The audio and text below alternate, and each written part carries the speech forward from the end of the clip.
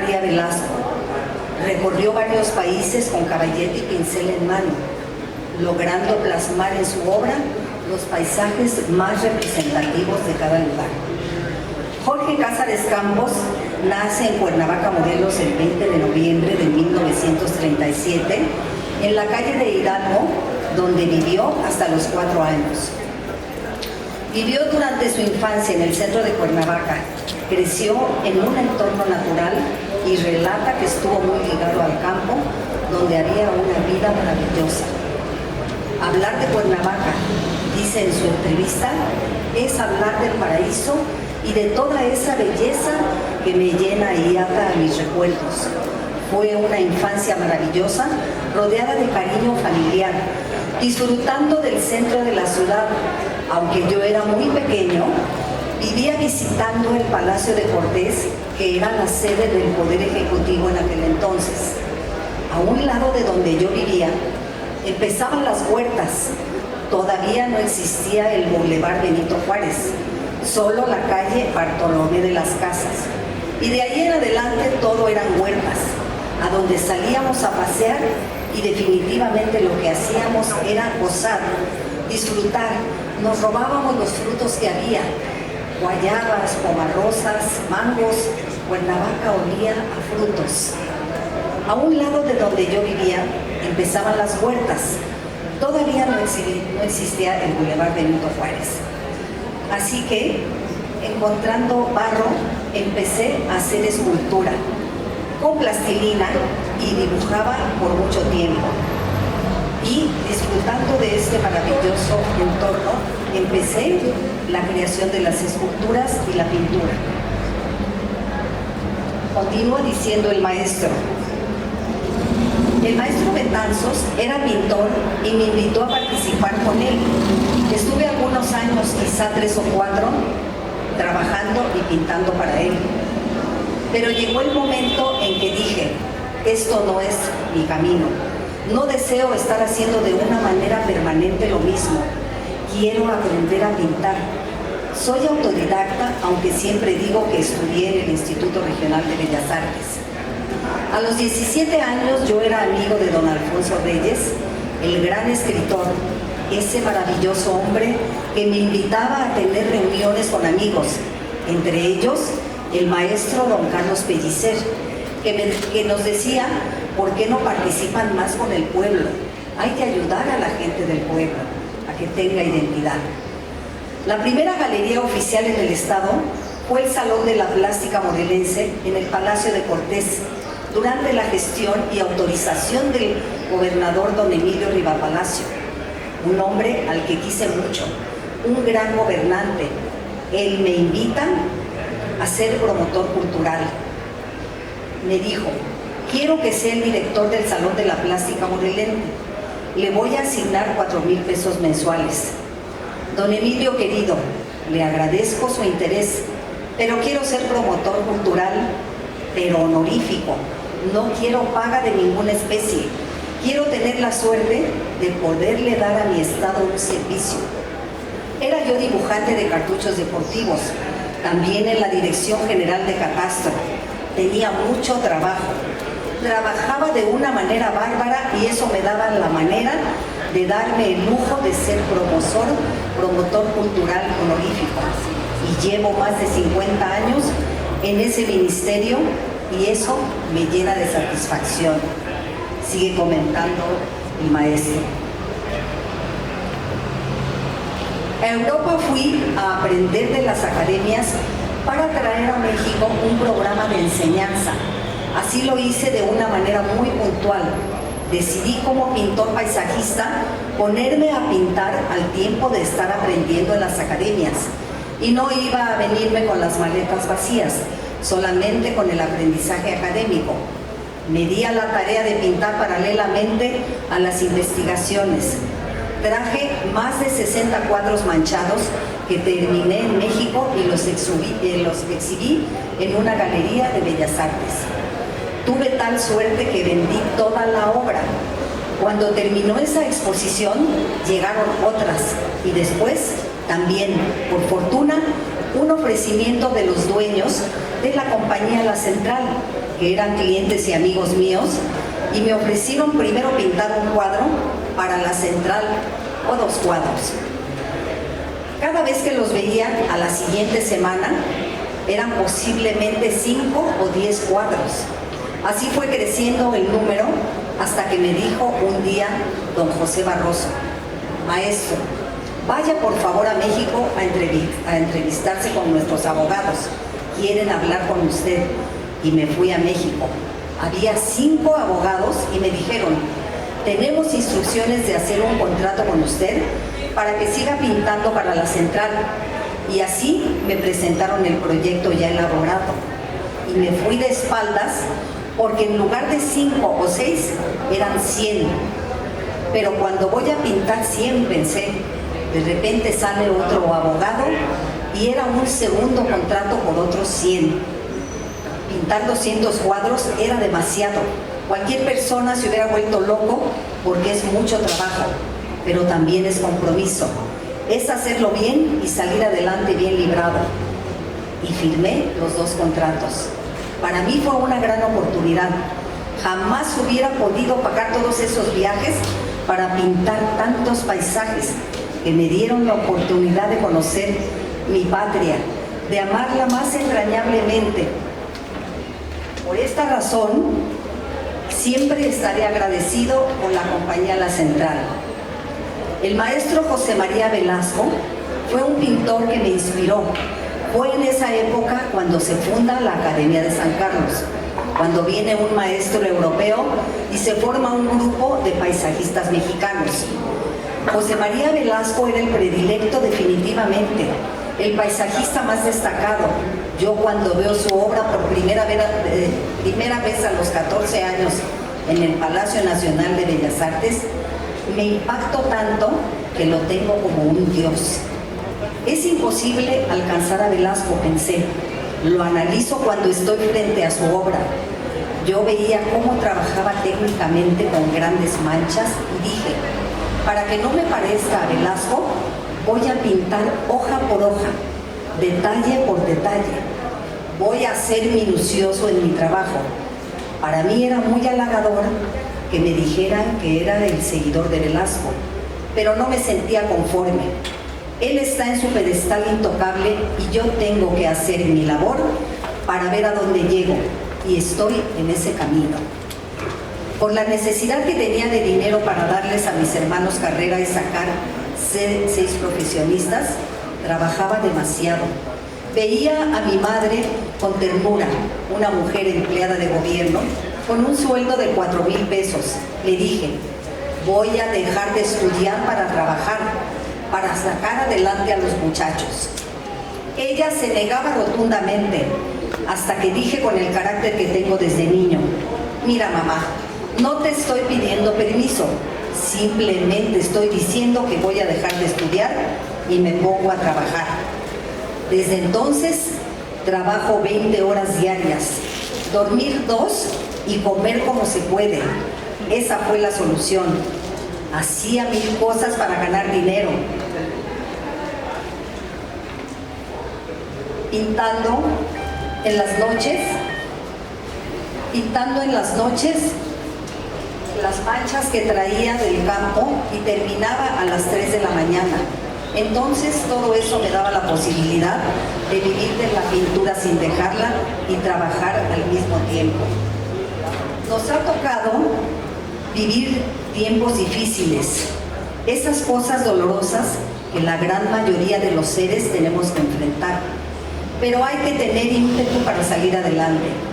Habría que irse retrospectivamente hasta mi infancia, en donde creo que el entorno, la belleza, lo romántico, lo poético existe en mi ciudad natal, Cuernavaca.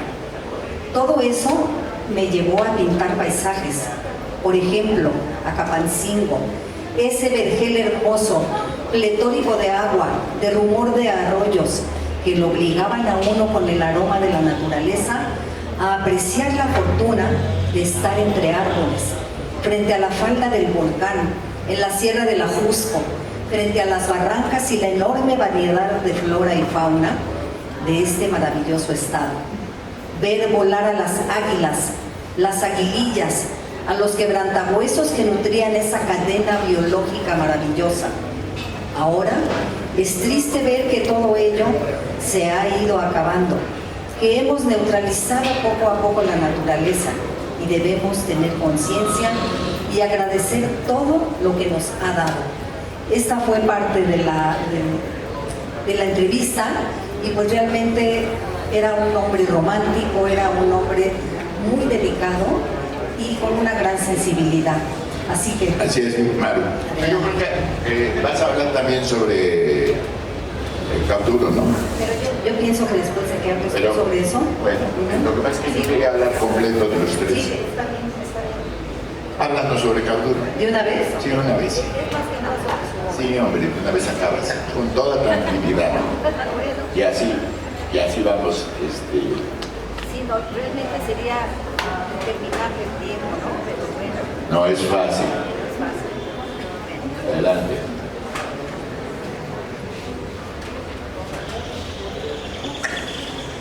Rafael Cauduro, pintor reconocido mundialmente que vivió en Cuernavaca la mayor parte de su vida.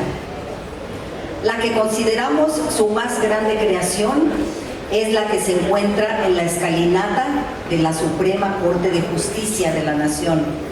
Siendo uno de los más reconocidos artistas plásticos de nuestro país, su obra se caracteriza por los temas que rompen mitos y se presentan como con una gran dureza artística de lo que es la naturaleza del ser humano. Ver a Cauduro en la Suprema Corte es un poderoso mensaje, plasmado en una magna obra que llama a la reflexión. Pintar murales con temas tan contradictorios en una escalinata con 30 metros de altura y varios niveles representó un gran reto para el artista. Una obra plástica que es un mensaje enorme que destroza cualquier discurso cuando de justicia se habla. Recibió la invitación para colaborar en un proyecto mural para la ornamentación de un espacio vacío dentro de ese edificio. Las paredes de las escaleras de la Suprema Corte eran un medio extraordinario para que se proyectara de alguna manera lo que es la impartición de la justicia. El proyecto dentro del edificio era plasmar escenas de veracidad que reflejaran aquella justicia degenerada y vencida.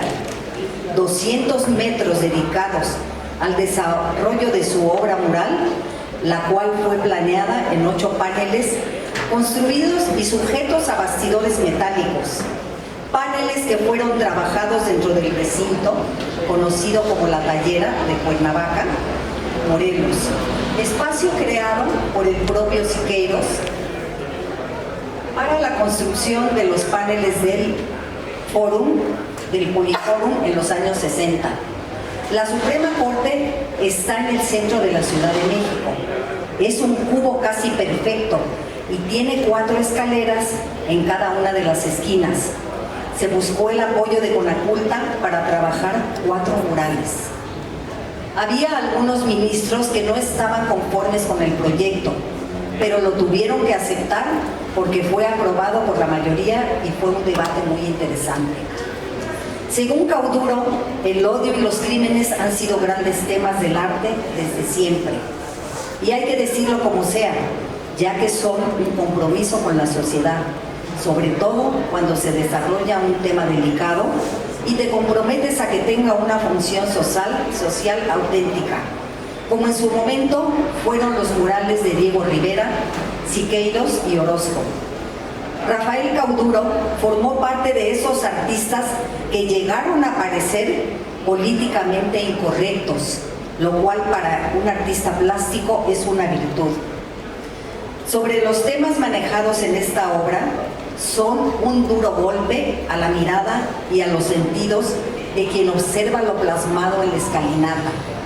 Todos los visitantes que asisten a ese edificio quedan conmovidos, ya que se mueven las fibras más internas de quien transita la escalinata por la crudeza de los temas, pero a la vez por lo excelso de la obra y por el toque magistral expresado artísticamente, como solo él podía hacerlo. Cauduro refiere: no se me hacía muy descabellado el proponerles los temas sobre los 7 crímenes más graves. El tema más simbólico que se representa en ese edificio es el proceso oficial, esa imagen de los archiveros donde se guardan los expedientes de las causas y que se ven en los tribunales federales con rostro humano. En esa forma de exhibir que en cada expediente hay una historia, una persona, una madre, un padre, un hijo, y se representa con una crudeza que consterna. Imposible evadirse viendo esos rostros en un archivo viejo, empolvado. Es decir, que esos papeles pueden ser almas en espera. Es un recordatorio para todos los que se dedican a la justicia, porque no son solo papeles. Están escribiendo sobre un drama que está en cada página de esos expedientes y que son destinos que deberían ser expeditos. Eso ha sido una parte donde la justicia mexicana está muy atrasada. Quería que fuera fuerte el mensaje, que tuviera muy claro para que los juzgadores tengan conciencia. Esta obra de los 7 crímenes más graves empieza en el 2006 y termina en el 2009. Plasma los diferentes escenarios dentro del mural, que es brutal, logrando ese sentimiento en el espectador sobre la injusticia, haciendo hincapié en esos delitos graves. En la obra se refleja la desesperación por los procesos viciados, el asesinato, la prisión, la tortura, la violación y la represión recurrentes en nuestro país, demostrando que quienes deberían estar protegiéndonos son los que están cometiendo los crímenes diariamente, sin importar lo duro o vergonzoso que sea. En estos murales logra tener una actitud crítica en cuanto a la representación de la realidad, gracias a su experimentada técnica, trabajando con materiales poco comunes como láminas de acero, fibra de vidrio, polímeros, resinas epóxicas, placas aglutinantes textiles y todo lo que utilizaba en sus innumerables obras que lo hicieron ser original. Cuentan quienes trabajaron con él que era perfeccionista en los más mínimos detalles. Su obra es un clamor por la justicia y se trata de la más extensa realizada por el artista. El arte cumple una función social trascendental en la generación de cultura y educación de los pueblos. Esta fue una de las premisas fundamentales de Cauduro. Al aceptar este proyecto para poder crear el mural, decidió iniciar su proceso consultando diferentes fuentes de información. Todo este trabajo alrededor de la Procuración de Justicia, donde destacan las visitas que realizó a varias unidades carcelarias. El registro histórico del proceso empieza con el segmento dedicado a la tortura. El primero en ser construido, sin embargo, el primer panel que se monta es el del secuestro. Y así se avanza por cada tema. Enseguida están los paneles dedicados a procesos viciados, a la violación, al homicidio, a la tortura, al secuestro, a la cárcel y a la represión. Todo esto se encuentra plasmado en la escalinata de la nación, o sea, de la Suprema Corte. Y es realmente impresionante para las personas que lo visitan, quienes no han tenido la oportunidad de visitar el lugar. En internet hay ahora sí que varios tutoriales, hay varios programas donde se puede ver la crudeza de lo que es realmente. El 8 de mayo de 2008 se da inicio a la construcción del Zompantli, que fue el último segmento. El Zompantli es el muro de los cráneos. Es quizá una de las partes más llamativas del mural, compuesto de 237 esculturas de cráneos y una de las más representando una momia. Se trata de un panel de una sola pieza, construido sobre una base de madera y recubierto con resina y fibra de vidrio, en donde cada uno de los cráneos fue modelado a partir de cráneos reales, lo cual proporciona una avasalladora cercanía con la realidad, y es como con lo primero se encuentra el visitante entrando al recinto. Cráneos que se adquieren en un mercado lícito. Retratar crudamente el desorden e impunidad muestra un desdén por la vida de los individuos arrestados y sujetos a tiempo de esperas interminables, representando en la obra por innumerables expedientes, figuras incrustadas en archiveros metálicos, atestiguan una retórica pérdida en la inmensidad del abandono judicial. Los expedientes asignados en cajones oxidados, como si atrás de ellos no hubiera seres humanos, de carne y hueso, la tortura, la violación reincidente de los derechos humanos, los feminicidios y la represión que se ha dado en México durante décadas. Finalmente, algo que es muy interesante en la obra de Cauduro, y en especial en esta obra, es este tipo de personajes que se congelan en el tiempo, lo que se deriva de una expresión plástica increíble. Esos grandes archiveros que están llenos de expedientes y en sus cajones asomados rostros humanos. En uno de ellos está el rostro del propio Cauduro como un autorretrato. Es algo impactante. El homicidio es el siguiente panel que llega a minimizar el fondo y contenido dentro de las bellas artes. Desde el inicio de la historia del arte, la muerte como asesinato ha sido un ejercicio para evidenciar las flaquezas del ser humano. Las 3 escenas siguientes logran describir lo inenarrable y son presentadas en el segundo piso de la Suprema Corte de Justicia, donde coincidentemente se encuentran las oficinas del presidente de la Corte, lugar donde se llevan a cabo procesos de resolución. La tortura ha sido una forma de agravio y violación sistemática a los derechos humanos, teniendo como finalidad el sufrimiento y dolor del individuo, con la intención de lograr una confesión para la investigación de orden criminal. Esto es lo que plasmó Cauduro en esa parte del jugo. El secuestro se une a esta narrativa de momentos infames que aluden la vulnerabilidad aunada a la impunidad de las autoridades que representan la desarmonía de un momento indescriptible. El último segmento que concluye esta magna obra es el tema de la represión y la cárcel. En el lado derecho del tercer piso, donde se pueden identificar 4 escenas de encierro, Cauduro logra plasmar en los rostros de los barrotes a individuos donde los pecados y delitos son mostrados sin ningún temor.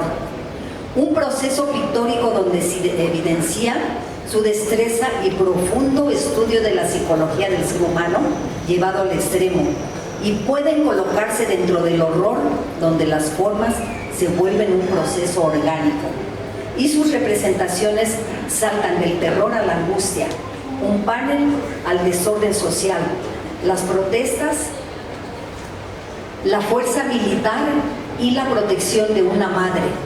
Reúnen en las mismas una lectura final de un Estado con evidentes problemas políticos y sociales no atendidos. Las imágenes están proyectadas para ser comprendidas desde el sótano hasta el tercer piso, construyendo experiencias estéticas, transmitiendo las disputas, los errores y crímenes de un sistema judicial enfermo y corrupto. Toda la obra se convierte en una reflexión ceñida a los límites entre la libertad y su destrucción como ejercicio jurídico en el México contemporáneo. Esta magnífica y monumental obra fue pensada para ese espacio en específico y en todo caso no se trata de una propuesta, sino de una denuncia brutal del rumbo histórico al que nos han llevado años de una justicia degenerada, donde el Estado se encuentra atrapado con infinidad de temas y luchas ideológicas, donde las emulaciones de aplicación de la justicia han socavado a una sociedad desigual. un mural que describe los horrores que no se han podido superar todavía en este país. Sin duda, un gran artista, un referente a la libertad de expresión plástica, único en su género, auténtico y diferente. Deja un gran legado y es reconocido mundialmente. Gracias, Maru. Bueno, termina mi intervención y sigue nuestro compañero. Gracias, Maru. Muy buenas tardes. También quiero dar las gracias al director del CRI, al doctor Fernando Lozano Asensio, por invitarnos a los cronistas de Cuernavaca a participar en esta feria del libro de la UNAM. Se me pidió que comentara el artículo que escribí en el libro publicado por el Ayuntamiento de Cuernavaca, donde participamos todos los cronistas que formamos parte del Consejo Municipal y muchos invitados, sobre todo del Instituto Nacional de Antropología y Historia. Desde luego, el artículo está corregido y ha agregado algunas opiniones de expertos sobre obra plástica, escritores e intelectuales destacados, para darle más contenido, ya que al apreciar mi artículo no pasó por la corrección de estilo y tiene muchos errores. En fin, pero aquí vamos. Los tres grandes de Morelos ya se nos fueron. Los tres artistas que marcaron una pauta desde el siglo pasado con una trayectoria importante en el arte y lo más importante dentro de la vida de los morelenses: Jorge Cázares Campos, Rafael Cauduro y Víctor Manuel Contreras. Hablar de Jorge Cázares Campos es hablar del maestro, el Cuernavaca, el que nació y creció bajo el maravilloso árbol sobre la escultura de Pacheco, el querido maestro Cázares, a quienes los morelenses vimos crecer, ya que nació el 20 de noviembre de 1937 en una simple y sencilla calle del centro de Cuernavaca, que ahora lleva el nombre del padre de la patria, el cura Miguel Hidalgo, frente al Palacio de Cortés. Ahí en esa glorieta, en esa calle nació Jorge en 1937 y tuvimos la pena de perderlo en su casa de 20 de noviembre, el 11 de enero de 2020.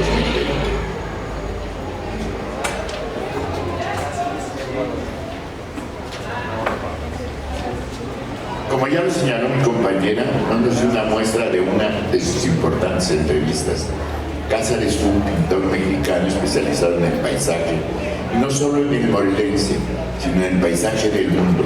Dominó las técnicas de las obras de la obra plástica. Su figura fue parte de nuestro paisaje urbano, al que amó entrañablemente porque él siempre luchó por su ciudad, por su gente, a la que siempre estuvo dispuesto a ayudar. Hombre de una sola pieza, que no solo vivió y pintó nuestra ciudad, también fue un gran promotor cultural de la misma, porque trabajó durante muchísimos años para que la ciudad de Cuernavaca saliera adelante.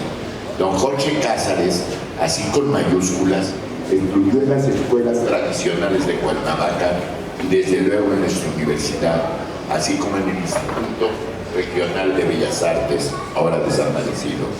Fue autodidacta y uno de los más importantes exponentes del paisajismo contemporáneo, además de haber sido un promotor no solo de cultura, sino también un divulgador de la flora y la fauna de la entidad donde vio la luz, un promotor cultural y a de veras, que consiguió que existiera intercambio cultural con diferentes ciudades de Norteamérica y del mundo. Buscó traer la buena música, la buena pintura y desde luego la buena escultura a Morelos, sobre todo a su ciudad de Cuernavaca. Algunos comparan su obra pictórica con la de José María Velasco y el Dr. A. Otros más le recuerdan la primera etapa del británico William Turner. Cázares también fue apreciado por su labor como gestor cultural.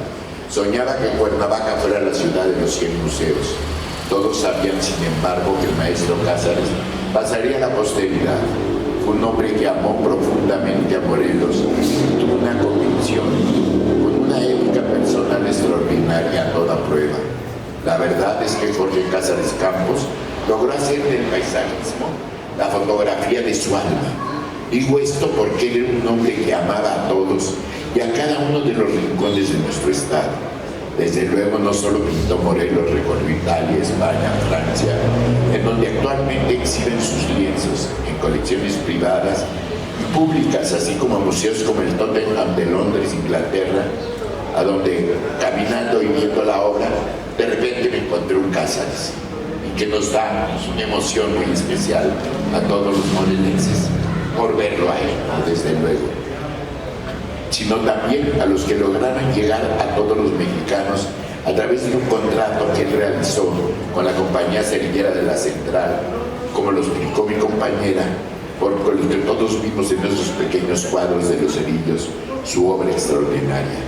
Ahí Jorge Cázares nos enseñó parte de lo importante de su trayectoria. Fue un hombre excepcional, un gran compañero que junto con Milda, su esposa, a la que amó profundamente, y como novios se les podía ver juntos en cualquier evento de la ciudad o del estado. Hicieron una hermosa familia con 3 hijos, a quienes les dio todo, y de la misma manera tuvo una extraordinaria capacidad de darse a su ciudad sin pedir nada.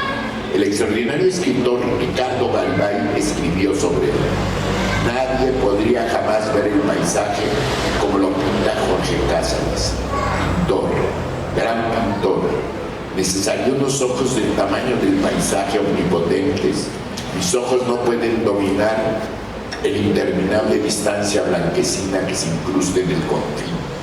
Al mismo tiempo la delicada minucia de la hoja que tiembla en el árbol, el millón de hojas que tiemblan en el árbol en primer término, la danza sube y baja de las colosales peñas, la tersura del camino de hormigas y el humo dormido cerca del horizonte, y la encajería de las nubes en un cielo que canta glorioso, soberano en mi alma, de Cázares pintor, en mi alma absorta delante de sus paisajes.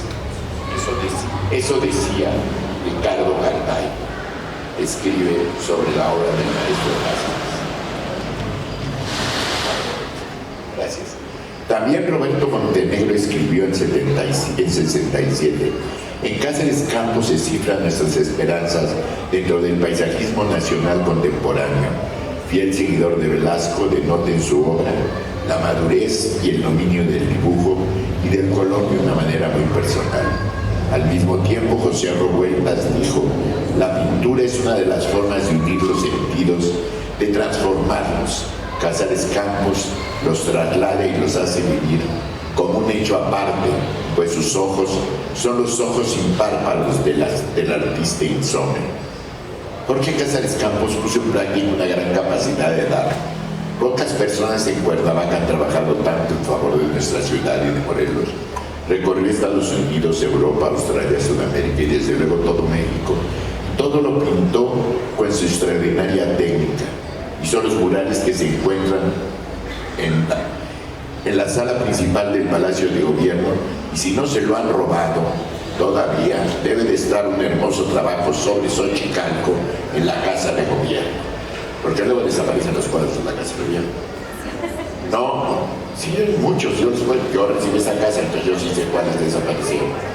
No solo fue un gran artista y promotor cultural, también fue un hombre recto, con un profundo sentimiento de amor hacia nuestra ciudad, siempre procurando y ocupando de cada uno de los problemas que ocurrían.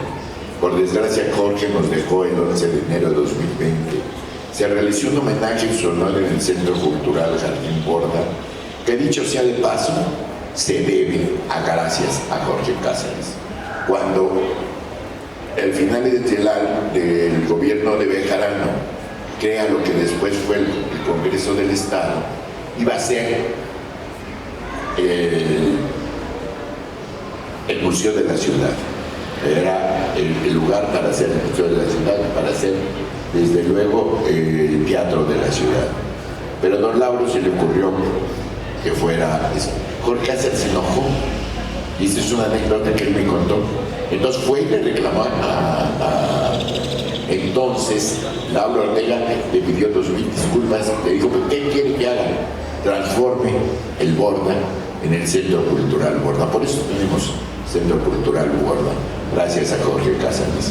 Y de la misma manera que cuando termine el IRBAC, en el que a mí me tocó estudiar en la última etapa, ya cuando era precioso el IRBAC, teníamos que sentarnos a donde no hubiera gotera para que no nos cayera a la hora de que estábamos dibujando. Ya se estaba acabando, ya nadie le hacía caso, y se creó el Instituto Morelense de las Artes, en lugar del Instituto Regional de Bellas Artes. Por desgracia, Jorge nos dejó el 11 de enero de 2020.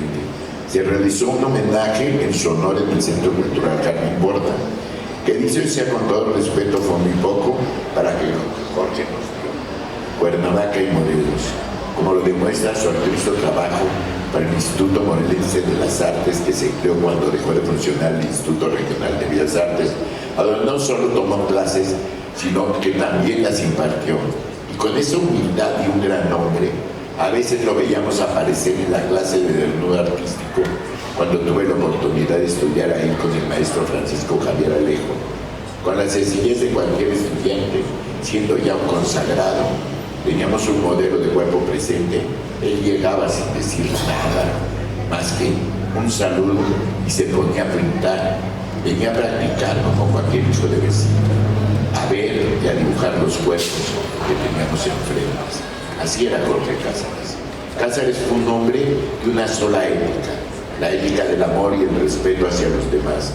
Nunca dejó que las cosas sucedieran en contra de la ciudad y el Estado, y existieran sin participar en la lucha que intervino siempre en favor de la comunidad.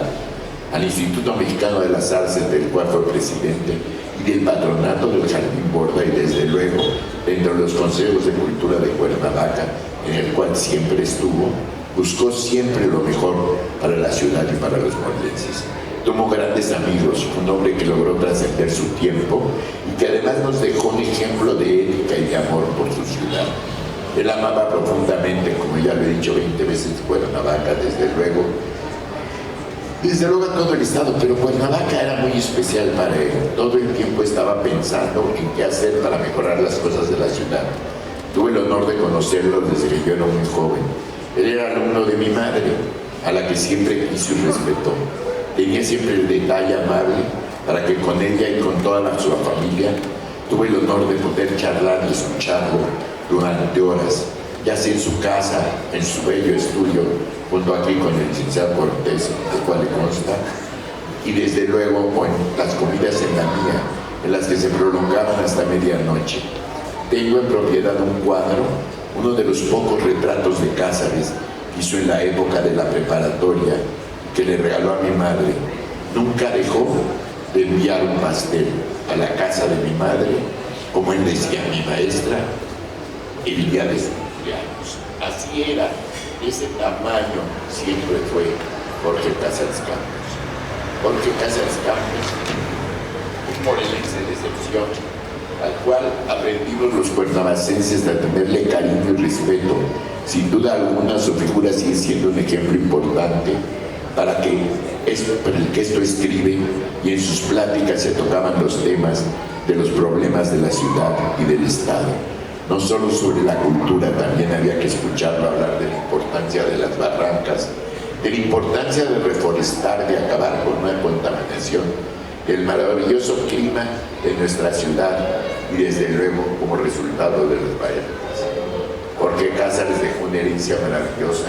La colección de los Cázares está presente en muchísimas partes, gracias a los cerillos de la Central, como uno de los más importantes paisajistas contemporáneos. Sus pinturas han sido conocidas a nivel nacional e internacional a partir de los años 60 del siglo pasado, cuando apreciaban en aquellos famosos cerillos de la Central todos sus paisajes. Estuvo siempre pegado al mundo del arte, todo el tiempo. No solo pintó el paisaje, sino que luchó porque este no se destruyera. Fue uno de los grandes morelenses que ha dado esta tierra, que nos vio nacer. Y me hace sentir muy orgulloso de haber tenido una amistad y un afecto con este hombre extraordinario, al que extrañamos todos los días. Recordado por su monumental y minuciosa obra paisajista, falleció a la edad de 82 años en Cuernavaca, el pasado 11 de enero de 2020. Cázares, gran pintor, también fue apreciado por su labor como gestor cultural, como el pintor de las cajas de cerillos, pero más como el gran ser humano, el artista, el cuernavacense, que lo dio todo por su ciudad. Ahora voy a hablar de otro gran amigo, el maestro Rafael Capullo.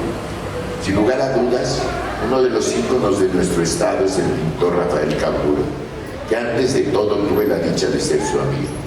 Él fue sin lugar a duda uno de los extraordinarios artistas que han residido en Cuernavaca, de la que se enamoró y se quedó para siempre. Nació en la Ciudad de México el 18 de abril de 1950 y murió el 3 de diciembre de 2022 aquí, en su casa de Cuernavaca, en Jardines de Cuernavaca, donde encuentra esa maravillosa casa museo. Fue un artista plástico mexicano reconocido a nivel internacional, sencillamente extraordinario. Fue un alquimista de la materia, un mago, un distante de ser un pintor hiperrealista, etiqueta que no le gustaba a mi querido Rafa. Él era irrepetible, creador de su propio abecedario estético. Él determinaba cuál era su manera de expresarse y solo él lograba hacer una cosa vieja, una obra de arte. Durante muchos años disfruté de obras extraordinarias de todo tipo en su taller, siempre cerca auxiliando de su primera esposa Carlita, y se fue sin tiempo sin parar una. Rafael se casó 2 veces, una con Carla y otra con Liliana, con la que tuvo 2 hijas que todavía viven aquí en nuestra ciudad. En la creación plástica fue un gran artista, sin paralelo reconocido por su perfeccionismo y su técnica innovadora, única porque siempre estaba experimentando. Era en realidad un hombre que buscaba una nueva manera de presentar las cosas, un alquimista del arte. Fue un ser profundamente curioso y obsesionado con el paso del tiempo. La última retrospectiva de San Ildefonso, formada por 161 obras, nos da una idea del arte de mi querido amigo Rafael Cauduro. Rafa era un hombre sencillo, bonachón, con el que pasábamos tardes en unas comidas interesantísimas junto con nuestra amiga Yena Batista en su casa, bajo la inmensa jacaranda de su hermoso jardín, a donde podíamos disfrutar de la palabra de Rafael y la intensidad creativa de su amistad y su generosidad. Él era un enamorado de su trabajo y además un hombre de mucho valor. Prueba de ello es el maravilloso mural que nos ha explicado mi compañera de la Suprema Corte de Justicia de la Nación. Obra verdaderamente extraordinaria que es un grito de protesta en contra de la falta de justicia en México. Uno se percataba con el tiempo y su trato de que a Cauduro interesaba plasmar la manera en la que habitábamos ese espacio y nos relacionábamos con nuestro entorno. Por eso aparecen tantas y tantas personas reconocidas dentro de su plástica. Rafael, quizás por sus obsesiones o sus lugares privados, compartía recuerdos, complejas reflexiones sobre las limitaciones humanas que nos dan cuenta en su obra de cómo entendía y abría su mirada hacia los demás. Su obra le hace consciente de la dignidad que nos es inerte. Rafael Cauduro, El tacto de lo mortal, escribió a Belina Lesper cuando se fue: dejaste la vida en los materiales, en la experimentación dentro de ese infinito espacio que es el lienzo. Mezclaste la pintura y la escultura, la realidad y la ficción, para inventar un estilo que fuera como un pedazo de una narración, de una novela que ibas contando por capítulos para lograr conquistarla, la figura humana.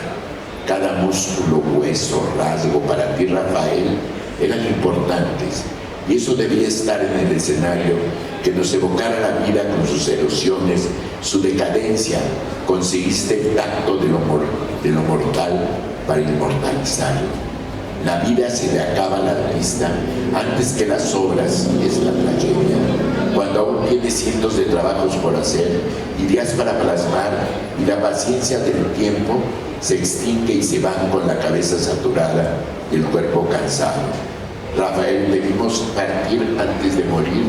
Contemplé tu obra esperando que un conjunto te trajera de regreso. No fue así. El arte te cobró caro tu empeño, tu obsesión, la decisión irrevocable de ser. ser libre y de pintar como te diera la gana.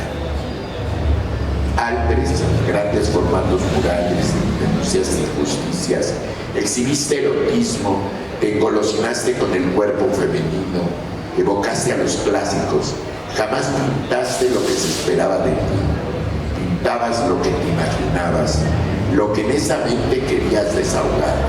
Rafael, impusiste un estilo que únicamente fue tuyo, inimitable, y por eso te encerraste en una torre sin acceso, sin ventanas, sin puertas.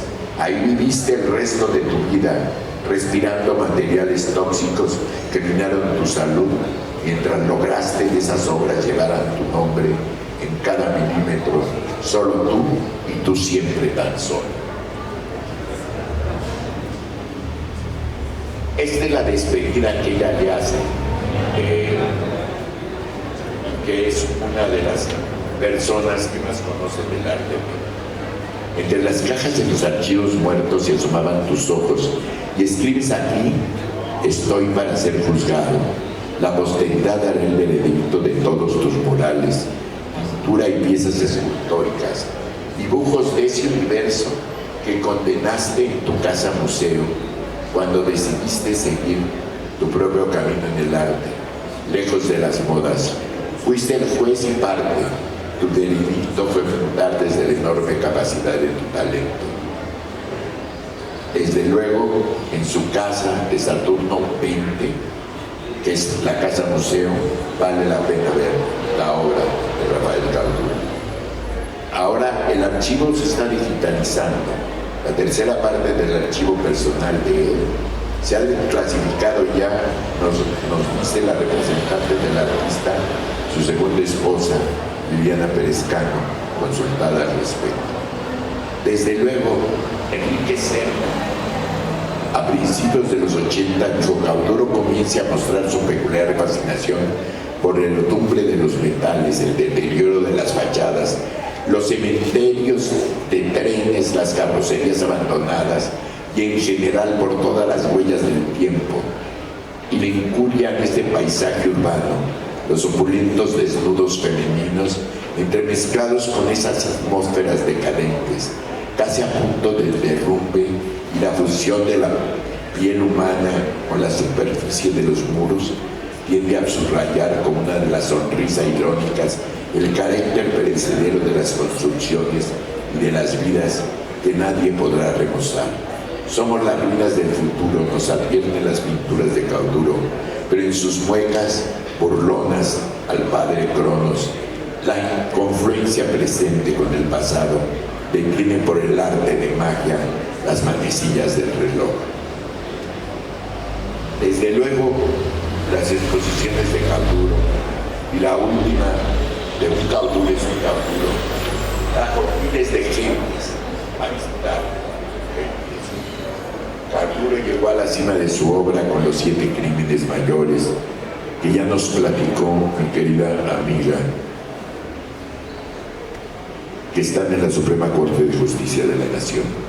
Una maravilla que todo mexicano debería de conocer. Por desgracia, la Secretaría de Cultura no lo promueve como debería. Escenas de denuncias, de abusos, como todo lo que nos comentó Mario, que no tiene caso volverlo a decir. Tuve la suerte de conocerlo muy bien, de poder viajar con él y disfrutar de su plática y su sapiencia, de su convicción de la necesidad de justicia en México. Era un hombre serio, podríamos decir que tímido, con quien no conocía, pero inmenso como artista. Rafael Cauduro es un grande a quien también extrañaremos. El maestro Víctor Manuel Contreras, otro grande de Morelos totalmente diferente que cada uno de ellos, fue el jalisciense más morelense, mi amigo Víctor Manuel Contreras Vázquez. Nació en Atoyac el 6 de agosto de 41 y fue un ejemplo de lo que es un buen hijo. Adoraba a su madre, María Trinidad Contreras, y desde luego vivió en Cuernavaca hasta los últimos momentos de su vida, y aquí se encuentra enterrado en el Panteón de la Paz. Es autor de muchos monumentos exhibidos en más de 54 unidades en todo el orbe, incluso en la Organización de Naciones Unidas. La maravillosa obra de 35 metros de alto de la fuente de Quetzalcóatl frente a los pisos de cabañas de Guadalajara, el hermoso Quetzalcóatl de la glorieta del Río Mayo, que es una de las últimas obras y un regalo del Ayuntamiento de Cuernavaca, el monumento a la Madre del Calvario y la emblemática Paloma de la Paz, a la entrada de nuestra ciudad, solo son algunos ejemplos de su gran talento. Víctor fue mi amigo como mucha gente importante de todo el mundo, un hombre culto, de mente ágil y plática cautivadora, sibarita y amante de su obra, de la que externaba a quien lo quisiera oír los significados. Fue representante de la simbología mesoamericana que lo aprisionaba, fue un admirado por artistas mexicanos y extranjeros. De muy joven se fue a vivir a Alemania y desde luego después a París, a la Sorbona de París, donde hizo contacto con la nieta del príncipe Félix Isupo, con el cual convivió con él y con Irina, la prima de Rusia, con quien no solo pasó un tiempo, sino vivió durante muchos años y desde luego aprendió mucho de lo que ellos sabían. Llegó a Capuchamilpa cuando se inauguró. Fue el primer director de difusión cultural de la Universidad Autónoma del Estado de Morelos y después fue también de la Universidad Autónoma de Guerrero. Cuando acababa de llegar a México, les podía contar que Agustín Yáñez llamó a mi papá para que le diera trabajo a Víctor, que venía llegando de Europa, y así fue. Uno podía sentarse con Víctor horas ante una mesa y hablar de lo que fuera, aunque decía que el tema que más le gustaba era el mismo porque si no se aburría. Desde su obra, Juan Jouvet de Bohemil de la Sorbona de París ha escrito una larga meditación sobre las obras de escultura y pintura de Víctor Manuel Contreras.